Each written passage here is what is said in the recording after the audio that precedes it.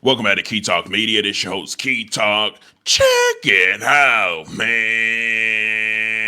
All right. Hey, I want to give a shout out to the notification gang, Key Talk gang, for rocking with me every single video. If you listen to my voice right now, go ahead and hit the notification bell so you get a notification every single time I drop a video.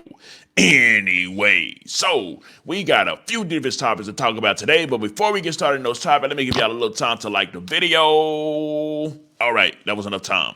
So one of the topics we're going to talk about today is one of Dolph's pre-artists that goes by the name of Muney has actually came out and he went at Ralo. Now, the reason he went at Ralo, he feels like it could be a little bit of clickbait in there, a little bit of clout chasing, but we'll get into that, right? Also, other than that, a TikTok star that goes by the name of Mr. Prade, he has mental issues, I guess, where, I don't know, maybe he wants to unalive people. Either way it goes, he hit a post saying he was going to unalive somebody this year if they pissed him off. And guess what Buddy did? He unalived somebody allegedly, but the person he unalived is none other than his own therapist that was there to help him with his issues. However, there may be some backstory behind that. We will get into that. And then last but not least, Finesse2tymes, who sometimes I call Pimp Daddy 2 times, but with these current events that have happened with the baby not really being his, y'all have now started calling him Simp Daddy 2 times. Actually, had to get some more stuff off his chest, and we will go over that together. Anyway, so first up, Muney. So the pre-affiliate Muney, some of y'all may know who he is. Some of y'all may not know who he is. He may not be the most popular artist inside of Pre, but he is nonetheless an artist inside of Pre that is popular, right? So he pretty much came out and he said, all that playing clickbait or whatever y'all call that stuff in the name of my nigga is only gonna last so long. It's real blood, sweat, and tears behind Dolph. Y'all want whatever it is y'all want, but y'all ain't trying to get nothing straightened about my nigga. Quit speaking on the situation. So let's just stop it right there, right? Already right off the bat, he's coming out saying that he don't like the fact that people are speaking on the whole Dolph situation, and not just speaking on the Dolph situation. He don't like people that speaking on the Dolph situation that ain't getting in the field, they're going out and slide. When he say it's real blood, sweat, and tears, he really mean it's real blood. You know, I'm talking about sweat, and then of course tears, because people is dying over young Dolph, and there ain't no question about if people is dying over young Dolph or not. But also, whenever he says something about clickbait or whatever like that, I mean, a lot of people's covering it, right? The goal and the job of the media is to cover what's actually happening, right? You can throw some clickbait in there. You can't deny that. There is some of that in there at times with people as well. But of course, it's literally the media's job to cover whatever is going on, and especially when it happens to be in the hip hop arena, and it's the death of one of the biggest hip hop artists that had an independent label that turned down a lot of deals and stuff like that. But anyways, let's continue. He said, quit speaking on the situation with them folks on the other side, because it ain't a game. And when he says quit speaking on the business with them folks on the other side, he's obviously talking about guiding them. If you know, as of late, Ralo has been on guiding them head top. Now, I will say a lot of people on the internet is saying that Ralo's been one of the only ones that's actually like speaking up and going at guiding them, trying to talking about or whatever it may be. But Muney said, hey, listen, you doing that on the internet, but we in these streets with it, and we really standing on business, blood, sweat, and tears about that. Talking about Dolph. Talking about with them other guys as well, right? We just ain't getting on the internet and then saying nothing like that at all, right? So if we continue reading what it says, if anybody know young Dolph, he don't give a dang what nobody else doing or can with who let my rest. To be honest, we will okay. No matter whether you're a part of Pre or not, you can't really dictate how somebody else responds to someone dying that they cared about, right? So, not to defend anybody, but in all due respects and in all honesty, what Ralo is doing when he's speaking on Gotti, when he's speaking to Gotti them or about Gotti them, and he's speaking on behalf of young Dolph out of respect for him, because young Dolph showed him respect, took care, sent him some money and stuff whenever he was all type of stuff, right? I mean, that's just what Ralo wants to do. I mean, it's not like, that's his response, right? Each individual person has their own response and way of thinking and methods onto how they want to respond to it. And that's just how Ralo want to respond to it, right? You don't necessarily got to be out in the streets killing anybody and all this other stuff, right? Some people just want to respond with their mouth. Some people just want to speak on this. Some people they see some stuff that they don't like on the internet with the other side of people and they respond that way, right? However, everybody got their own perspective, including Kenny Muney. This is how he feels about it, right? So nobody's right or wrong on how they doing or how they feeling, but he's just expressing himself, right? He says, let me actually make this a little bigger for y'all. He continues and he says, if you love Dolph, love him, hold his legacy, but quit speaking on beef, quit speaking on street stuff unless you on dirt, because we the ones gotta face it later. Okay. Respects to what the message that he's actually trying to get across. But he then says, Ralo fam going to academics. I lost plenty respect for y'all too. I know a play when I see one. Okay, to be fair, do I think that Ralo and academics is in the background texting like, hey, say this? Because when it says a play, it's kind of like a network together trying to make headlines, because at the beginning he said clickbait and stuff, right? Do I think that Ack and Ralo is like texting together like, hey, say this so I can post this? No, that's not how it works, right? As media, it's like, I think people don't really quite understand exactly how media goes. First of all, media ain't the streets, right? We may speak on a lot of stuff that goes on, but it's just like Channel 4 News. Channel 4 News, somebody gets shot and killed over here on Martin Luther King Boulevard, then they're going to go to Martin Luther King Boulevard and cover, hey, this person got killed. This the details that we know about it, right? If somebody get killed over here in these suburbs, same thing. Hey, this person got killed over here in this $1 million house and whatever it may be, right? So that's how the media works, right? If the media sees somebody say something, as in a artist say something, it can be anybody, but of course, if it's hip hop, mainly it's artists. An artist say something, the media is going to post that and cover what that artist actually said. And then the response from the fans, we don't have any control over that, right? But like I say, bro, it's no one artist is bigger than the media. The media is like a entity that it's like the media's, how can I put this? The media is a very powerful entity, right? The media doesn't lose by artists saying that they don't like this person, don't like that. It actually might be best for some artists for some media entities to never even speak to particular artists anyways. The media doesn't have to actually speak to artists in order to be a successful media company, or speak to an artist in order to have this person love them, because there's always going to be some type of hate coming from somewhere, right? But I do understand what Buddy's trying to say at the beginning, where he says this real blood, sweat, and tears been shed inside the streets. But also I understand Ralo speaking on whatever he want to speak on, because he's his own man. He had love for Dolph, and he had a different love than maybe they had for him, right? I mean, because they had their own share of experiences, and they had their own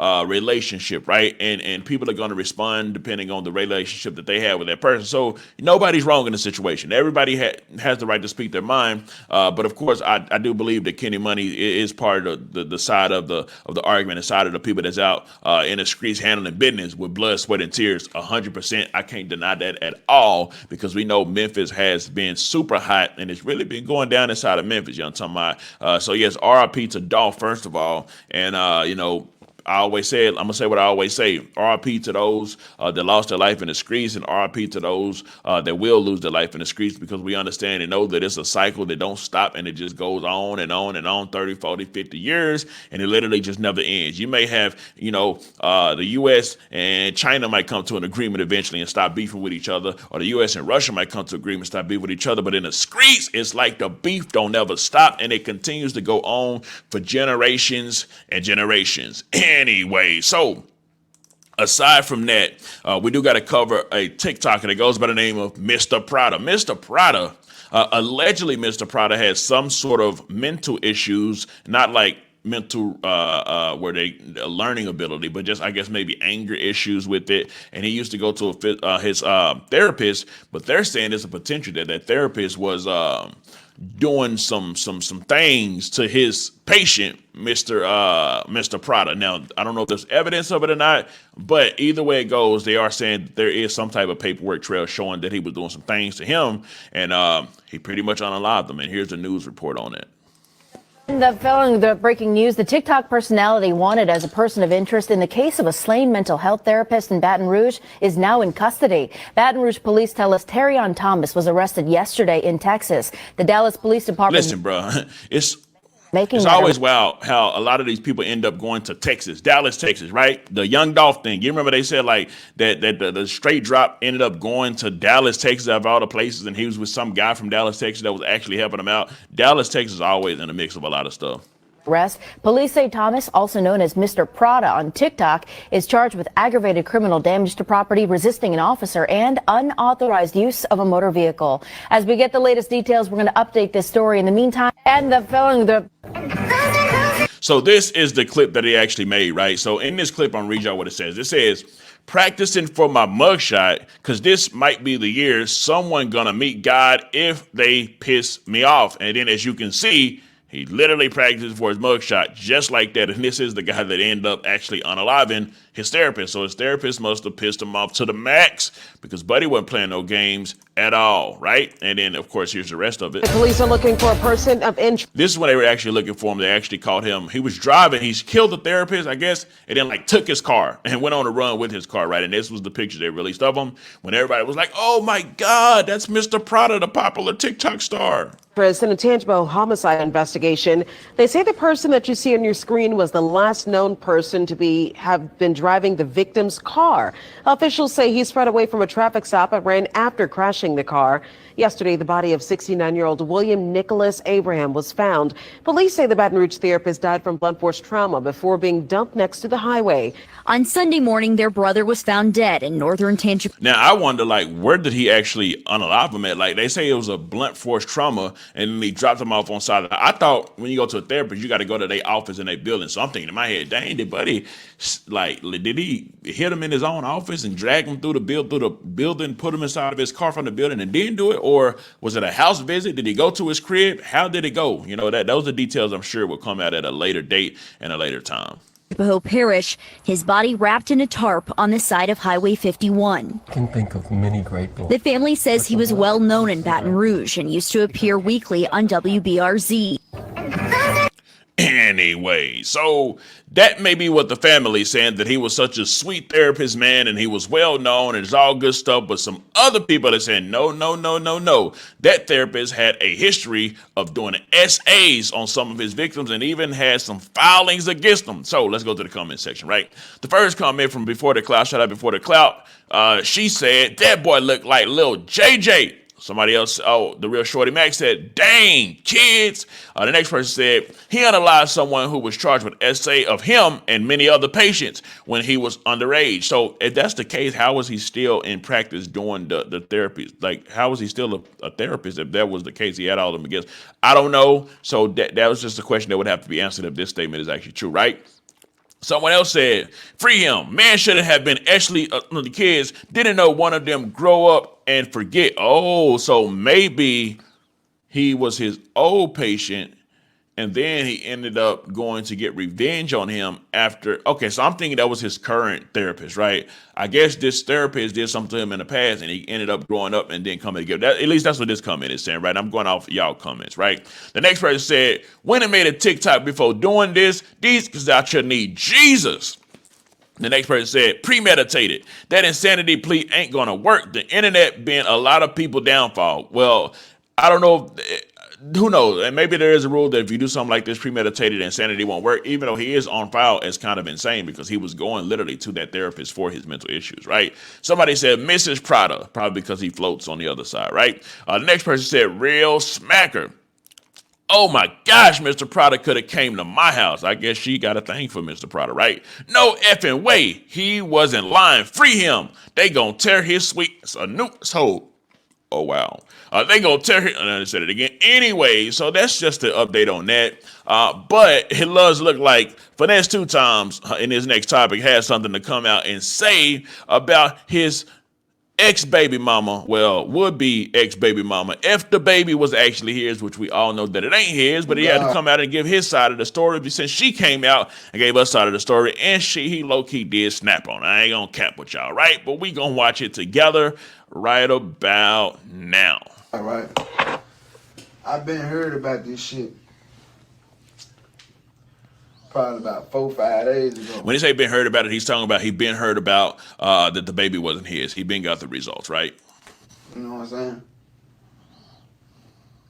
I was telling my mama that it was some kind of spiritual thing that I wasn't connecting with the baby. Like, I wasn't connecting with Shawty and I wasn't connecting with the baby. So, you know, I got a spiritual thing going on with me. Like, I'm a firm believer in the universe. And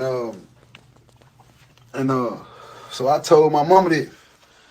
So my mama was like, why don't you just go and do a test? I was like, I don't know, because I feel bad, because I feel like I'm the daddy. Like, I feel like I feel bad. Like, you know, I want it to be mine. That'd be devastating.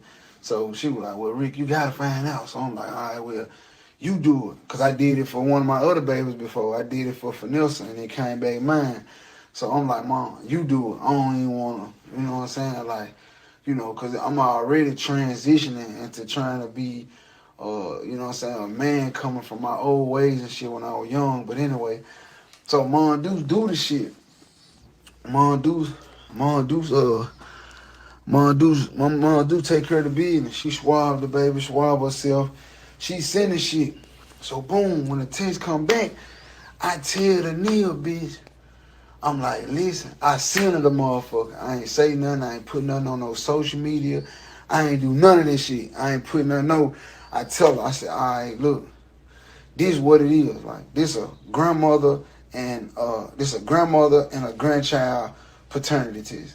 Okay, so pretty much Finesse2tymes, he was gonna do the blood test, right, to make sure the baby was his, but he didn't want to do it because he said in the past he had did it and it ended up being his baby. But this time, if this didn't end up being his baby, it would be devastating. So instead of him doing it, he told his mama to go do the test, because remember, the mama is the one that came out and was like, we so tired, we so sad and mad about this. Now you was acting like this is baby. It ain't my baby's baby, and I'm not the grandmother. So he made his mama go do the test, right? Because if that's his mama and she do the blood test with the baby to see if it's his child, it would still say, okay, yeah, that they have some blood in common. They have something in common to say, okay, they're family, right? Like, so DNA. But it came back and said he wasn't the daddy. Anyways.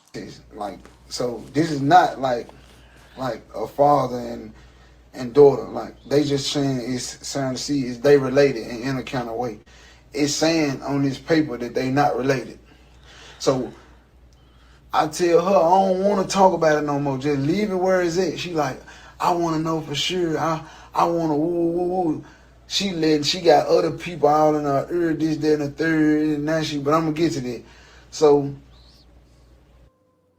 I ain't running. You know what I'm saying? Like, I'm a proud father for all my kids. Like, I stand on business with all my kids. You know what I'm saying? Like, well, I'm Proud father 2 times. make the best out of this shit, so I ain't running from no obligations that I laid up and done, you know what I'm saying? So I shoot up there and get the test. I shoot up there and handle the business. So the whole time, but I'm mad because I'm telling her, like, look, just leave it alone, shawty. Like, it just came back that the baby ain't related to my mama. If that's my real mama, if that's my real deal mama, this is my real deal mama. Why would the baby not be related to my mama? This is my real mama. Yo. How the baby ain't related?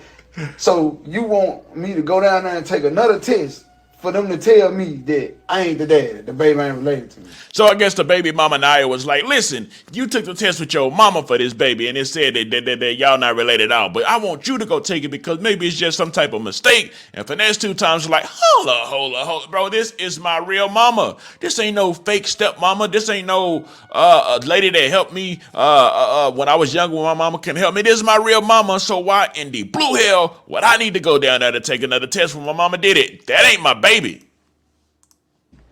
I's not the pappy. That's what you still want me to do. Like, you already stabbed the nigga. Now you ready to go on, push it in and kill a nigga, right? I told you go down here. I ain't posting nothing, I ain't did nothing.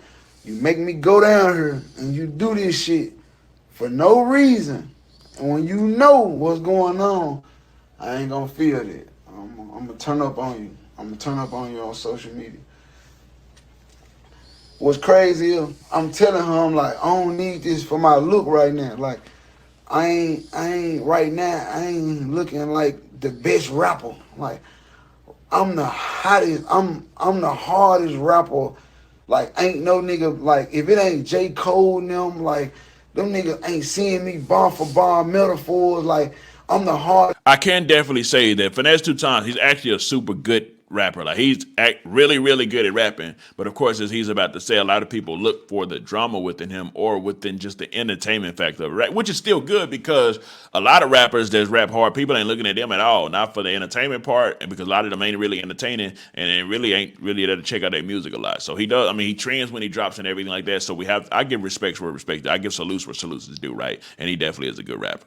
This rapper right now, it's just my name be caught up in so much drama and so much lame shit that y'all put more focus on the drama and the lame shit than the music. Y'all go judging a nigga not knowing, and then I don't never answer to the shit. I don't never have nothing to say because it be like I feel like y'all don't know me no way. Like, and if you gonna hate me, you gonna hate me anyway.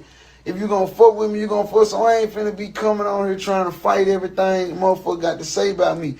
But it was a child. A man by the name of Lil Wayne must said, "You can love me or hate me, but I swear it won't make me or break me. I'm going wherever the money take me." And y'all may know that song, y'all may not. You see what I'm saying? So that means that it was some feelings involved in the situation. So, and I'm getting on this social media. That's where I'm going with it. Funk, that's where I'm going with it. See, I ain't want to go there. See, I ain't really want to get on it. That's why I'm trying to tell you. You know what I'm saying? You know what I'm saying? Like I told you, like I ain't want to do this. You see what I'm saying? Then you get on here talking about, oh, when we were broke up. Listen how you sound, cuz. Listen how you sound, cuz. You said we were broke up for 2 weeks and you cheated. Man, that's something you been had in the cut. But see, this the part I'm tripping about right here, y'all. This where it get real at, right? This where it get real at. When it comes to Sugar, BBJ, her, Pimp Daddy 2Tymes say he about to get real. Get real with him. anybody, get what? They knew my get down. I told them this what type of nigga I am, right? All right, so pretty much Finesse2Tymes at this point, he's saying, listen, man, all the girls I be with, y'all already know I'm going to be messing with other girls. I told y'all I just been 15 years in prison. I just got out, so y'all know what it is, right? Now, remember, the girl Naya said the reason why she went and cheated was because Finesse2Tymes pretty much wasn't giving her, well, she said it's because he wouldn't let her go out with her friends on her birthday, right? But in actuality, it's because she felt like he wasn't giving her enough attention, which he has 3 girls. He got to divide his attention in half with everybody, right? And he's going to be piping down other girls too, right? Right. But I mean, that's just how she felt about it. Anyways. I've been locked up 15 years of my life. I'm 32 years old. I've been locked up 15 years of my life. It's going to be hard for me to resist temptation. You know, it's a lot of women. It's a lot. I ain't fulfilled a lot of fantasies. And it's a lot of, you know, I'm still hot. I still want to do some fucking. Like, I still want to, but I know over time, I just got to get that out of my system. I've been locked up too long. I got to get that out of my system. And as time went on, they seen that I would get myself together. And now I don't do half of what I used to do. I'm telling them, like, man, I'm just coming out a lot of my old ways, even with the old me. Like, this the shit I used to be on, I used to stand on, and I had to come out of this shit, you know what I'm saying? Because I'm having daughters and all that. But that ain't where I'm going with it. So she done got on this internet and told these folks she did what she did in 2 weeks. When you knew what I do, you knew what I did. Like, you knew. I was telling you. Like, I told all y'all, man, look, I'm gonna step out. I mean, not gonna lie. You already know. A lot of people thought whenever Shorty come out and said that they went on a 2-week break and that's whenever she got pregnant by old boy. A lot of people thought that was cap. A lot of people like, man, you've been doing that even before that 2 weeks. You ain't just go start messing with her for 2 weeks and end up getting pregnant. And that's pretty much what Finesse2Tymes is confirming, right? From time to time, but I ain't finna fall in love. I ain't finna get nobody pregnant. You know what I'm saying? Sugar agreed to help me go through these transitions with me. BBJ agreed to go through these transitions with me. You agreed to go through these transitions with me. So don't look at it. So now don't try to come back with the excuse that like you ain't know what I was doing. You knew exactly what I was doing. That wasn't the reason why the reason why you thought was because you said I wasn't paying you no attention. I wasn't giving you no, and that you felt unwanted. Well, you felt like that because of the energy that you was giving off. The energy you was giving off showed me that you weren't there for us. It was showing me like I started getting groupie vibes, but it was too late. I started getting groupie vibes. Like at first you were cool, quiet, calm, collected. I started getting groupie vibes. I started getting like clout chasing vibes. Like I started like it got weird. So it got weird to me. So I'm like, So Pimp Daddy 2Tymes pretty much didn't. It's like he ain't do a full inspection of Shawty before he decided to bring her into his world, and the real her ended up coming out, and Finesse2tymes could not just deal with the real her, and therefore he was cutting off, giving her a lot of attention, wasn't giving her all the stuff that she needed and wanted, which caused her, like I said, to go ahead and get piped down by somebody else, and ended up having that baby. I ain't feeling Shawty, but I'ma let her know, and before I can let you know, you left. You left. Every time you left, I never left you. You left. I never left you. You left. So that little story you trying to explain to them, time out.